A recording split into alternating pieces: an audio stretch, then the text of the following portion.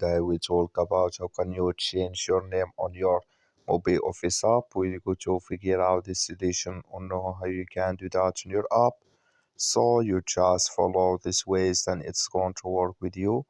All you have to do inverse, you just go above this sign, click on it here. So then it's going to take you to your profile. It's going to show for you like this here. Click here on manage account, just click on it. You come to next step here, it's going to show for you like this. Click here on more settings.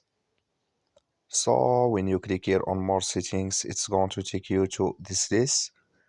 You just waiting to open with you here.